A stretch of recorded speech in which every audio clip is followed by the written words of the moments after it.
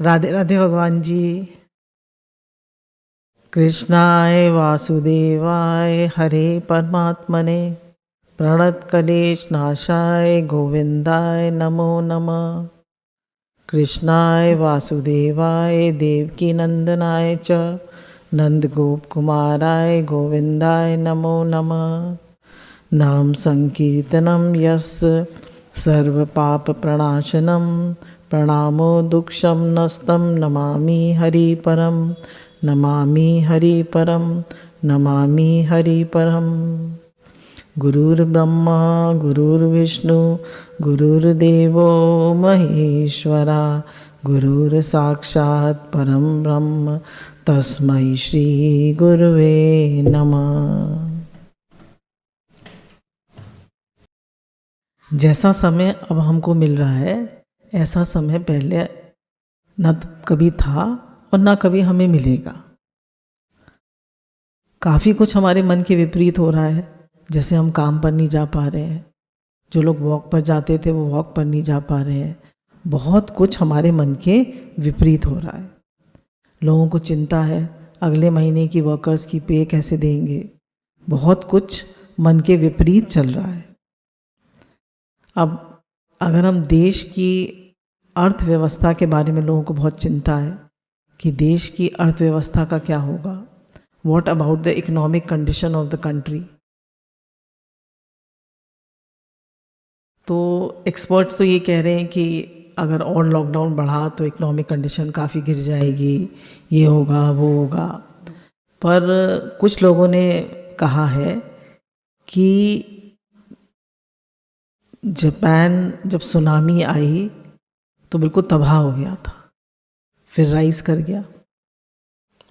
जब second world war के बाद हिरोशिमा और नागासाकी पर एटम बॉम्ब छोड़ दिए गए थे और जापान बिल्कुल तबाह हो गया था, फिर वो one of the leading countries बन गया और यूएस मार्केट में रुला दिया यूएस को। तो हम देखें कि अगर दृढ़ता हो जीवन में, हमारा संकल्प दृढ़ हो और आत्मविश्वास हो तो हम सब कुछ कर सकते हैं। ऐसी एग्जाम्पल उनका है विल्मा रेडोल्फ का। उन्होंने 4 गोल्ड मेडल्स एथलेटिक्स में ओलंपिक्स में जीते और वो बैसाखी से चलती थी बचपन में। तो लोगों ने कहा ये तो चल भी नहीं पाएगी बच्ची, और उन्होंने कहा 4 गोल्ड मेडल जीत लिए। तो लोग क्या कह रहे हैं, डॉक्टर्स क्या कह रहे हैं, इकोनॉमिस्ट क्या कह रहे हैं, वो सबको आपका दृढ़ विश्वास, आपका दृढ़ संकल्प और भगवान में दृढ़ विश्वास बड़े बड़े करिश्मे करके दिखा सकता है। इसी प्रकार के अरुणिमा का एग्जाम्पल आता है। वो एक नॉर्मल चाइल्ड भी नहीं थी, एक नॉर्मल ज़िंदगी भी नहीं जी सकती थी और कहाँ चढ़ गई वो माउंट एवरेस्ट पे। तो इस प्रकार के कितने एग्जाम्पल्स आते हैं जो कि दिखाते हैं कि मनुष्य अगर ठान ले तो वो बहुत कुछ कर सकता है। तो ये डरने और घबराने का समय नहीं है, ये समय है कि हम सब लोग एकजुट होकर कोरोना से लड़ें और अपने मन में एक दृढ़ता, आत्मविश्वास, समता, शांति बनाए रखें। कमाई की चिंता बिल्कुल ना करें। बड़े बड़े बिजनेसमैन कमाई की चिंता कर रहे हैं कि मेरा 500 करोड़ का नुकसान हो गया, मेरा इतना नुकसान हो गया। अरे जो तुमने अरबों कमाया वो उसका क्या होगा, वो कौन देखेगा। तो भले ही इस समय कमाई नहीं हो रही, आगे कमा लेना। जान है तो जहान है। मोदी जी कहते हैं कि भाई एक एक जान प्रेशस है, एक एक जान, एवरी लाइफ इज प्रेशस। ना भगवान ना करे हमारे घर के किसी सदस्य को कुछ हो जाए तो हमको कितना खराब लगेगा। तो हमें सबके बारे में सोचना है। तो इस समय जो समय है वो सोशल डिस्टेंसिंग मेंटेन करने का है, डिसिप्लिन का है, जैसे जैसे हमें आदेश दिए जा रहे हैं उसको पालन करने का है। इस समय बहुत ज़्यादा बिल्कुल परेशान होने का, चिंतित होने का, ज़्यादा न्यूज़ देखने का, इधर से उधर चैनल फ्लिक करने का टाइम नहीं है। ये टाइम है बहुत आत्म संयम का, दृढ़ विश्वास का। भगवान जो करते हैं भला करते हैं, अच्छा करते हैं। भगवान की हर बात में भलाई है। अब आप एक विचार करके देखिए, अगर जितने भी डॉक्टर्स हैं वो मना कर दें कि भैया हमारे तो कितने डॉक्टर्स वो हो गए करोना पॉजिटिव, एयरपोर्ट्स पे कितने लोग करोना पॉजिटिव हो गए, वो कहते हैं हम काम नहीं करते, क्या होगा बताइए। तो ये हम लोग सिर्फ अपने बारे में सोचते हैं तो हमें चिंता होती है। जब हम बिग पिक्चर देखते हैं, जब हम सबके बारे में सोचते हैं, तो हमें लगता है कि हाँ भैया इतने लोग मेहनत कर रहे हैं हमारे लिए, कि हम लोग घरों में सुरक्षित हैं, हम लोग ठीक से खा पी पा रहे हैं, हम लोग ठीक से बैठे हैं। कितने लोग, पूरा प्रशासन, पूरा देश, पूरे अर्थव्यवस्था, पूरा सब कुछ हमारे लिए लगा हुआ है, और हम छोटी छोटी बातों में ब्लेम कंप्लेन करते हैं। तो ये समय जो है बहुत पॉजिटिविटी में रहने का है, प्रसन्नता मेंटेन करने का है, शांति मेंटेन करने का है, और खुश रहने का समय है, ताकि हमारी इम्यूनिटी स्ट्रांग रहे। जितनी भी जीवन में व्यवस्थाएं बनाई जाती हैं, सामाजिक व्यवस्था, अर्थव्यवस्था, वो हमारी प्रसन्नता के लिए बनाई जाती हैं, उनका और तो कोई रोल होता नहीं है। तो प्रसन्न रहें, प्रसन्न रहेंगे तो सब ये समय ऐसे ही गुजर जाएगा, हमें पता भी नहीं चलेगा। और जब विपरीत समय आए तो भगवान को पुकारें, हे नाथ, हे नाथ, आप हो तो सब कुछ ठीक है, बस आप याद रहें। भगवान का नाम, भगवान की याद सब अमंगलों को नष्ट कर देती है। तो भगवान को याद करें, भगवान को पुकारें, भगवान से प्रेम बढ़ाएं, भजन करें, जप करें, स्वाध्याय करें। एक एक मिनट इस समय प्रेशस है, एक भी मिनट वेस्ट ना करें। जीवन तो देखिए जा ही रहा है, हमारे जीवन की संपत्ति जा ही रही है। हमें एक अमूल्य संपत्ति मिली है, ये जीवन का समय, और इस समय सब खाली है। स्त्रियों के लिए ज़रूर काम है, तो इस समय विशेष कर हम एक एक मिनट अपना भगवान में लगाएं, भजन में लगाएं, स्वाध्याय में लगाएं, पॉजिटिविटी में लगाएं, प्रसन्नता में लगाएं, अपने को धीरज और सम रहें, धैर्य और समता बना के रखें, डिसिप्लिन में रहें। इस समय की ये मांग है। अब देखें कि भगवान जो हैं वो तो कुछ भी कर सकते हैं, वो तो कर्तुम अकर्तुम अन्यथा कर्तुम है। तो ये जितनी भी भगवान ने ये सब खेल क्यों रचा, अगर हम देखें तो गवर्नमेंट जो है उसने अरबों रुपए खर्च कर दिए गंगा जी को साफ करने में, अरबों रुपए, पर गंगा जी साफ नहीं हुई। आज हरिद्वार से लेकर वाराणसी तक स्पार्कल कर रही है गंगा जी। कुछ फोटोग्राफ्स हम लोग डालेंगे, आप देख लीजिएगा कैसी स्पार्कल कर रही है गंगा जी, कैसी प्रकृति एकदम शुद्ध हो गई है। प्रकृति बेचारी थक गई थी, हार गई थी। तो ये सब भगवान की लीला है, भगवान का विधान है, भगवान की लीला है। वो कुछ भी कर सकते हैं, वो लीलाधारी है। तो हम लीलाधारी की लीला को तो देखते हैं और लीलाधारी को भूल जाते हैं। तो लीलाधारी की लीला में न फंसे, लीलाधारी को देखें। जैसे कठपुतली का नाच नचाने वाला जब कठपुतली को नचाता है तो हमें वो तो नहीं दिखाई देता है नाच नचाने वाला, हमें तो खाली कठपुतली दिखाई देती है। ऐसे ही हमें तो सिर्फ लीला ही लीला दिखाई दे रही है, लीलाधारी को तो हम भूल गए। तो लीलाधारी पे जब दृष्टि रखते हैं तो सब काम ठीक हो जाता है। अब भगवान ने गीता में कहा है कि त्याग से तत्काल शांति मिल जाती है। तो ये 12वें अध्याय का 12वां श्लोक है, मरम को न जानकर किए हुए अभ्यास से ज्ञान श्रेष्ठ है, ज्ञान से मुझ परमेश्वर के स्वरूप का ध्यान श्रेष्ठ है, और ध्यान से भी सब कर्मों के फल का त्याग श्रेष्ठ है, क्योंकि त्याग से तत्काल ही परम शांति प्राप्त हो जाती है। भगवान ने कहा जितने भी तुम अभ्यास करोगे उससे त्याग श्रेष्ठ है। अब त्याग की हमें क्या क्या जरूरत है? तो कहा त्याग किसका है यहाँ पे? भाई संसार में तो बाल बराबर चीज भी हमारी नहीं है, तो त्याग किसका करें? तो उन्हें मन से हमने संसार को अपना मान लिया ना मन से कि मेरा है, घर मेरा है, परिवार मेरा है, ये सब चीज मेरी मेरी है। तो मन से हमने इसको अपना मान लिया है। अब मन से ही हमको त्याग करना पड़ेगा। जैसे देखिए दृष्टांत से समझते हैं कि एक बार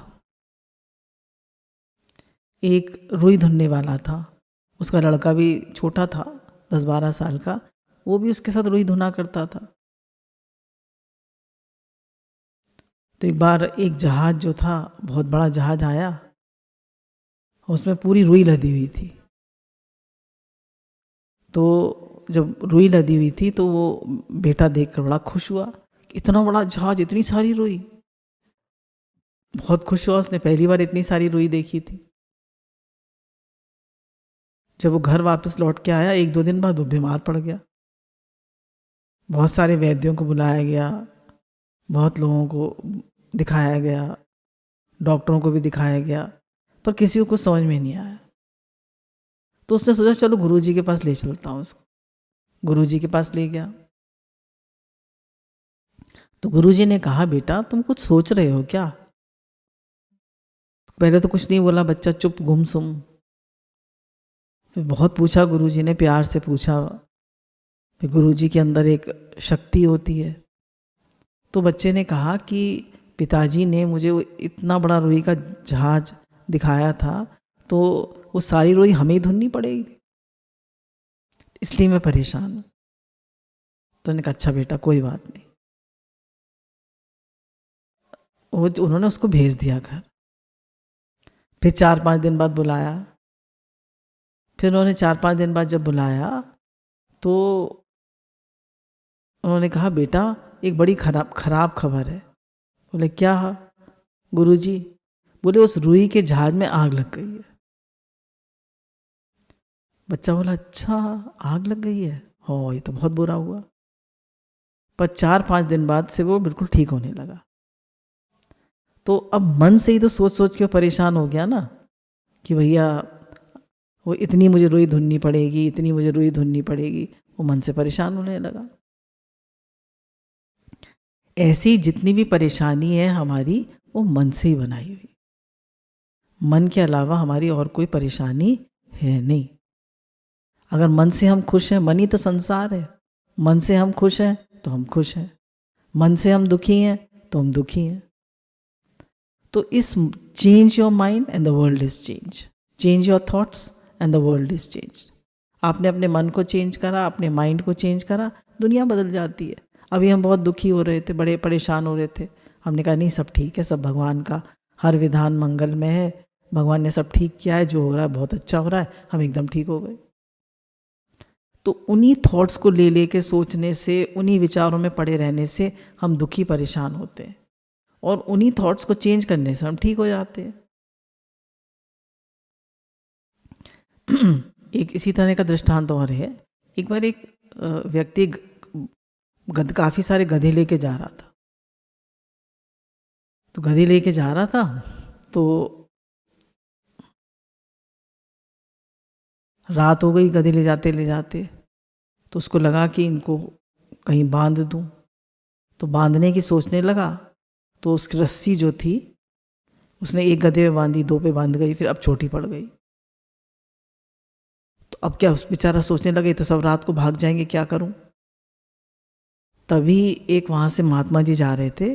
बोले ऐसा इशारे से, इस एक पहले गधे को तुमने बांधा, दूसरे को बांधा, अब तीसरे गधे को इशारे से बांध दो। बोले इशारे से बांधने से क्या होगा? बोले तुम देखो, तुम तमाशा देखो।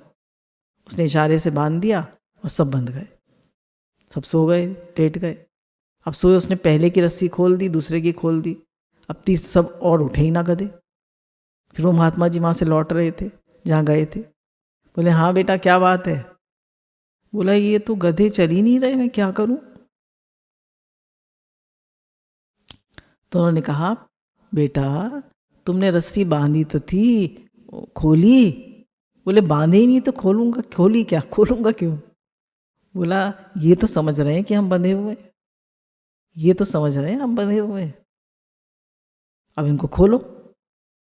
तब उसने रस्सी उल्टी घुमाई, 1 की, 2 की, 3 की, सब रस्सों की, गधों की रस्सी उल्टी घुमाई, सब गधे खड़े हो गए और चलने लगे।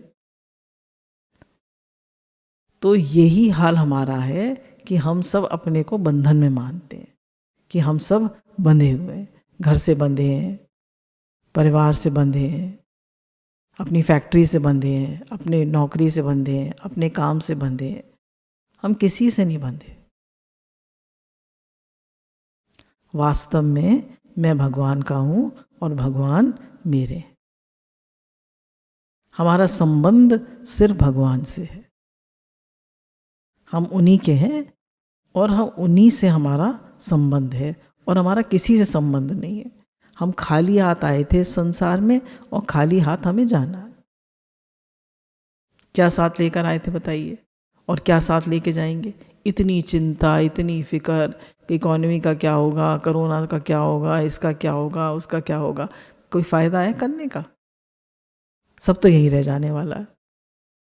इतनी चिंता, इतनी फिक्र करने का फायदा क्या है? जो समय मिला है धीरज से, शांति से गुजारें, खुश रहें, प्रसन्न रहें, भजन करें, खुद भी प्रसन्न रहें, सबको प्रसन्न रखें, एक अच्छा एटमॉस्फेयर क्रिएट करके रखें। तो हर समय हमें भगवान, ये समय भजन के लिए, प्रेम के लिए मिला है, ऐसे व्यर्थ गंवाने के लिए नहीं मिला। चलिए एक दृष्टांत और सुनते हैं। मार्कंडे ऋषि जो थे, उनको बचपन में छोटे थे तो उनके पिता के कोई संतान नहीं होती थी। तो एक तब उन्होंने कहा कि भाई संतान कैसे हो, तो एक ऋषि ने उनको आशीर्वाद दिया कि तुम्हारे बेटा होगा, पर देखो तुम्हारे उसमें बेटा है तो नहीं तुम्हारी प्रारब्ध में, पर तुम्हारे बेटा हो जाएगा, पर 5 साल से ज़्यादा नहीं जिएगा। बोले नहीं, आप बेटा दे दिए, चाहे 5 साल से ज़्यादा जिए चाहे ना जिए। अब बेटा मिल गया उन्हें, उनका अब क्या करें, अब उन्हें वो चिंता होने लगी उन्हें। तो उन्होंने कहा, सप्तऋषि जा रहे थे वहाँ से, तो उन्होंने कहा कि जो जाए यहाँ से सबके पैरों पड़ना। अब जो जाए वहाँ से सबके पैरों पड़े। वो भी मार्कंडेय ऋषि जब छोटे थे तो सप्तऋषि जब जा रहे थे तो उन्हें आशीर्वाद दिया, आयुष्मान भव। तो उन्होंने कहा ये तो थोड़े दिन बाद ही इसकी मृत्यु हो जाएगी, आपने तो आयुष्मान भव कह दिया। बोले कोई बात नहीं, तुम लोग विश्वास करो। और ऐसे ऐसे करके वो कई जगह जाते हैं, ब्रह्मा जी के पास जाते हैं, फिर विष्णु जी के पास जाते हैं, और सब लोग जाते हैं, फिर उनको आयु मिल जाती है। और उन्होंने कहा ये ब्रह्मचर्य में रहे, भगवान में रहे, और इसकी बहुत लंबी उम्र होगी। तो वो पूरे जीवन ब्रह्मचर्य में रहते हैं और उनकी बहुत लंबी उम्र होती है। वो पूरे टाइम भगवान की तपस्या, स्वाध्याय, भगवान का चिंतन, भगवान का मनन, पूरा जीवन वो संयम और मनन में गुजारते। एक दिन भगवान उनकी इस तपस्या से, हजारों साल वो तपस्या करते हैं, तो एक बार भगवान उनकी तपस्या से बहुत प्रसन्न हो जाते हैं और उन्हें दर्शन देते, नर नारायण के रूप में। दर्शन पाके मार्कंडेय ऋषि बहुत खुश हो जाते हैं, भगवान को आसन देते हैं, बिठाते हैं, उनकी स्तुति करते हैं। फिर भगवान कहते हैं कि तुम कुछ वरदान चाहते हो? तो कहते हैं हाँ भगवान, एक चीज़ की मेरी इच्छा रह गई है। बोले वो क्या? बोले मैं आपकी माया देखना चाहता हूँ। भगवान ने कहा लो, इतने साल तपस्या करी और देखना क्या चाहता है? मेरी माया। भगवान ने कहा ठीक है चलो भैया, माया ही दिखा देते। एक दिन वो बैठकर एक टीले पर तपस्या कर रहे थे। अचानक बड़ी जोर जोर से आंधी चलने लगती है, बूंदें टपकने लगती हैं पानी की, और ऐसा लगा उन्हें कि बहुत जोर की बाढ़ आ गई और वो उस बाढ़ में बहे चले जा रहे हैं, गोते खा रहे हैं, बीमारी हारी, तो हालत ख़राब उनकी, इधर उधर गोते खा रहे हैं। इतना घबराहट हो रही है उन्हें, इतना डर लग रहा है, इतने परेशान हो रहे हैं, इतने घबरा रहे हैं। खैर बहुत परेशान घबराते हुए जब बहुत समय बीत गया, उनको लगा ऐसे लाखों करोड़ों वर्ष बीत गए। तभी उन्हें ऐसा दिखाई देता है कि ईशान कोण पर एक बरगद का पेड़ है, उसके नीचे एक पत्ते पर, बरगद के पत्ते पर एक बालक, छोटा सा बालक, उसके चारों तरफ से प्रकाश ही प्रकाश निकल रहा है और वो अपने पैर का अंगूठा चूस रहा है। उनको इतना आकर्षण हुआ, उस बच्चे के पास जाने गए तो एकदम उनके मुंह में घुस गए। जब मुंह में घुस गए तो क्या देखा कि जो उन्होंने प्रलय बाहर देखी थी वही प्रलय उस बालक के अंदर सब दिखाई दे रही है। सारी प्रलय वही प्रलय। तो उन्हें बड़ा चंबा हुआ कि ये क्या, वही प्रलय बाहर और वही प्रलय अंदर। फिर थोड़ी देर बाद वो फिर बाहर निकल आए भगवान के मुख से। अब फिर वो उसमें गोते खाने लगे। फिर जब वो परेशान हो गए, उन्होंने भगवान से बहुत प्रार्थना करी कि भगवान मुझे आपकी माया नहीं देखनी, मुझे आपकी माया नहीं देखनी भगवान, मुझे आप ही चाहिए बस। तो फिर उन्होंने फिर उस बालक को देखा और फिर उसकी तरफ भागे भागे गए, और तो उन्होंने देखा कि वो बालक तो अदृश्य हो गया और वो उस टीले पर ही बैठे। तो भगवान ने उनको अपनी माया खूब अच्छे से दिखा दी। तो ये जो कोरोना वायरस है ये भगवान की माया है, भगवान की लीला है, भगवान का खेल चल रहा है। वो देखिए उन्होंने खेल फैलाया है, खेल फेंका है। हम सोच रहे हैं ये हो रहा है, वो हो रहा है, महामारी आ गई, ये हो गया, वो हो गया। भगवान का खेल है, भगवान की लीला है, वो जब चाहे समेट ले। जब वो देखेंगे कि मनुष्य अब सब भूल गए हैं भगवान को, सब संसार में पैसे के पीछे भाग रहे हैं, सब लोग कंपटीशन में लगे पड़े हैं, प्रकृति की तरफ कोई ध्यान नहीं है, प्रकृति बेचारी कितनी परेशान हो गई है, और 15-20 दिन में ही प्रकृति कितनी चेंज हो गई, कितनी बदल गई, कितनी शांति है। तो उस शांति का आनंद ले, उस शांति का आनंद ले, उसका फायदा उठाए, क्योंकि हमेशा ये शांति नहीं रहेगी, हमेशा ये स्थिति नहीं रहेगी, स्थिति चेंज हो जाएगी। तो क्या करें, धैर्य से काम लें, सम शांत रहें और ये सोचें कि भगवान का हर विधान मंगलमय है, भगवान जो करते हैं अच्छा करते हैं, और ये भी बहुत भगवान की लीला चल रही है। बस खूब सम शांत रहें, प्रसन्न रहें और धैर्य बनाकर रखें। अब हम एक छोटी सी प्रार्थना करेंगे। हे नाथ,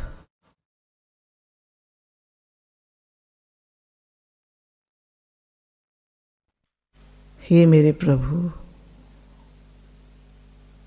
हे दीन दयाल, हे भक्तवत्सल,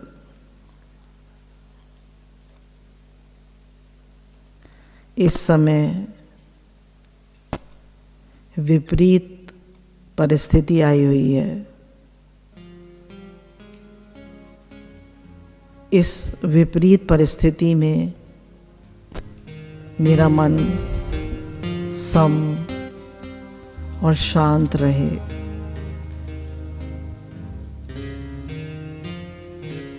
मैं किसी के दोष न देखूं,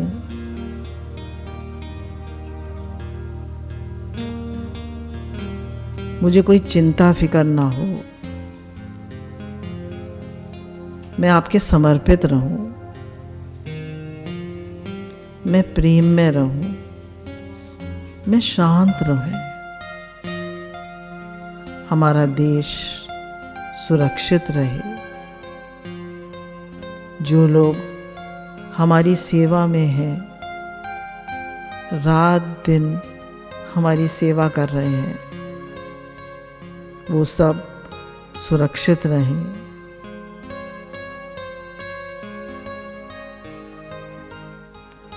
हम सब धैर्य बना के रखें। आपकी कृपा हम पर, हमारे देश पर, देश के एक एक प्राणी पर बरसती रहे।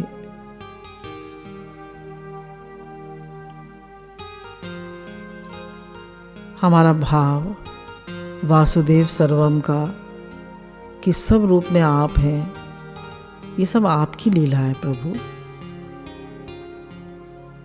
इसको समझ सकें और जो आप हमें समझाना चाह रहे हैं वो हम समझ सकें। आपके विधान को, आपकी लीला को समझ सकें प्रभु।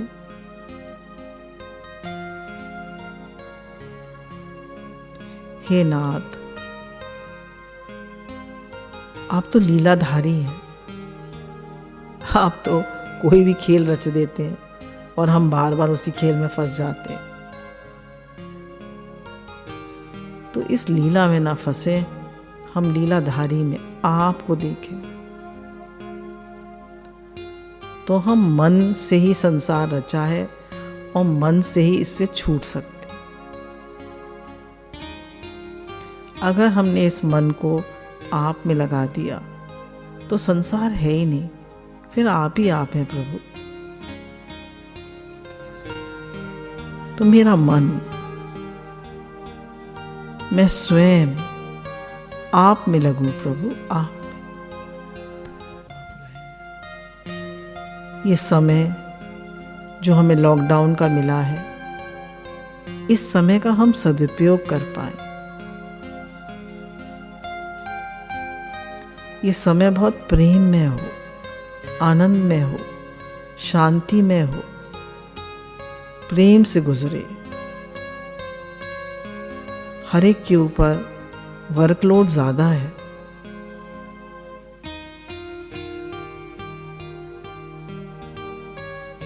तो कोई किसी से कुछ कहे ना, शांत प्रेम में रहे, खुद स्वस्थ रहें और कोशिश करें कि सब हमारे चारों तरफ स्वस्थ रहें। आपसे प्रेम बढ़ाएं, आप में मन को लगाएं, आप को बार बार पुकारें। हे नाथ, आपको भूले नहीं। हे नाथ, आप प्रिय लगे। हे नाथ, मेरा मन आप में लगे। हे प्रभु, हे दीनदयाल, हे भक्तवत्सल,